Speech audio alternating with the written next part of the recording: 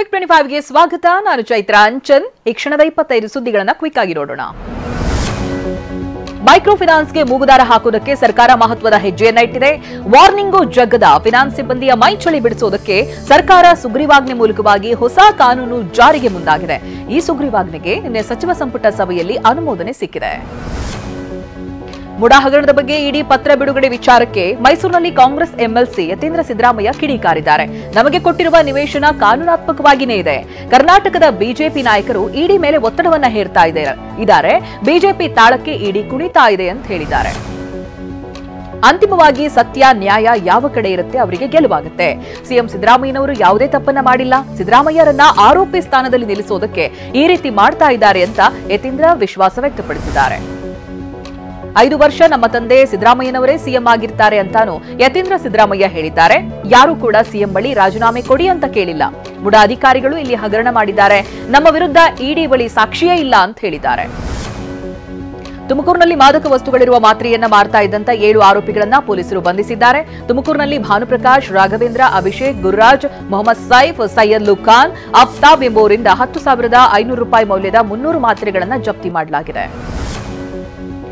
ಕೋಲಾರ ಪೊಲೀಸರು 5 monkey cap ಕಳ್ಳರನ್ನ ಬಂಧಿಸಿದ್ದಾರೆ. ಕೋಲಾರ ನಗರದಲ್ಲಿ 10 ಅಂಗಡಿಗಳ ಶಟರ್ ಮುರಿದು ಕಳ್ಳತನವನ್ನ ಮಾಡಿ ಜನರಲ್ಲಿ ಆತಂಕವನ್ನ ಸೃಷ್ಟಿ ಮಾಡಿದಂತ ಕಳ್ಳರನ್ನ ಅರೆಸ್ಟ್ ಮಾಡಿದ್ದಾರೆ. ಬೆಂಗಳೂರು ಮೂಲದ 2 ಅಪ್ರಾಪ್ತ ಬಾಲಕರು ಸೇರಿ ವಿನೋದ್, ರಿಯಾನ್, ಪ್ರವೀಣ್ ಕುಮಾರ್ ಬಂಧಿತ ಆರೋಪಿಗಳಾಗಿದ್ದಾರೆ. ಚಿತ್ರದುರ್ಗದಲ್ಲಿ ಬೆಳ್ಳಂಬೆಳಗ್ಗೆ ಲೋಕಾಯುಕ್ತ ಅಧಿಕಾರಿಗಳು ದಾಳಿಯನ್ನ ಮಾಡಿದ್ದಾರೆ. ಬಿಸಿಎಂ ವಿಸ್ತರಣಾಧಿಕಾರಿ ಶಶಿಧರ್ ನಿವಾಸದ ಮೇಲೆ ರೇಡ್ ಅನ್ನು ನಡೆಸಿದ್ದಾರೆ. ಮನೆ ಮೇಲೆ ದಾಳಿ ನಡೆಸಿ ದಾಖಲೆಗಳನ್ನ ಪರಿಶೀಲಿಸಿದ್ದಾರೆ. ಗ್ರಾಮ ಪಂಚಾಯಿತಿ ಪಿಡಿಒ ಮನೆ ಮೇಲೆ ಲೋಕಾಯುಕ್ತ ದಾಳಿಯನ್ನು ನಡೆಸಿದೆ. ಬಾಗಲಕೋಟೆಯ ವಿದ್ಯಾಗಿರಿಯ 22ನೇ ಕ್ರಾಸ್ನಲ್ಲಿರುವಂತಹ ಎಸ್ಪಿ ಹಿರೇಮಠ ಮನೆ ಮೇಲೆ ರೇಡ್ ಮಾಡಲಾಯಿತು. ಏಕಕಾಲಕ್ಕೆ 3 ಕಡೆ ದಾಳಿಯನ್ನು ನಡೆಸಿದ್ದು ದಾಖಲೆ ಪರಿಶೀಲನೆ ಮಾಡಲಾಗಿದೆ.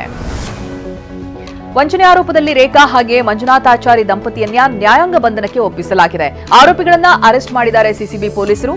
1ನೇ ಎಸಿಎಂಎಂ ಕೋರ್ಟ್ ಮುಂದೆ ಹಾಜರುಪಡಿಸಿದ್ರು. ಪರಪನಾಗ್ರಹಾರಕ್ಕೆ ಶಿಫ್ಟ್ ಮಾಡಲಾಗಿದೆ.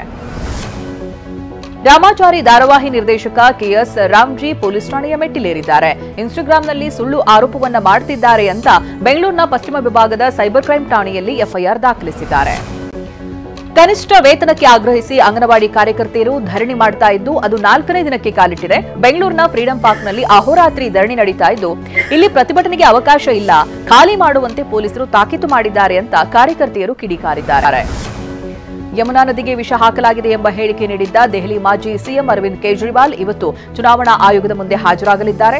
ಬೆಳಗ್ಗೆ 11 ಗಂಟೆಗೆ ಚುನಾವಣಾ ಆಯೋಗ ಕಚೇರಿಗೆ ತೆರಳಿ ಉತ್ತರವನ್ನು ನೀಡಲಿದ್ದಾರೆ. ಯಮುನಾ ನದಿಗೆ ವಿಷ ಹಾಕಲಾಗಿದೆ ಎಂಬ ಹೇಳಿಕೆಗೆ ಸಾಕ್ಷ್ಯಾಧಾರ ನೀಡುವಂತೆ ಚುನಾವಣಾ ಆಯೋಗ ಇವತ್ತು ಬೆಳಗ್ಗೆ 11 ಗಂಟೆವರೆಗೆ ಕೇಜ್ರಿವಾಲ್ಗೆ ಗಡುವು ನೀಡಿತ್ತು.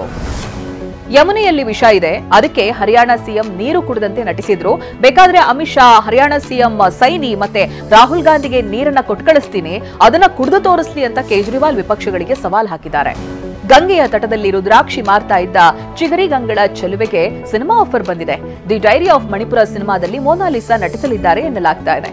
ಈ ಸಿನಿಮಾದ ರೈಟರ್ ಹಾಗೆ ಡೈರೆಕ್ಟರ್ ಸನೋಜ್ ಮಿಶ್ರಾ ಮೊನಾಲಿಸಾ ಮನೆಗೆ ಭೇಟಿ ಕೊಟ್ಟು ಇನ್ಸ್ಟಾಗ್ರಾಂನಲ್ಲಿ ಪೋಸ್ಟ್ ಮಾಡಿದ್ದಾರೆ.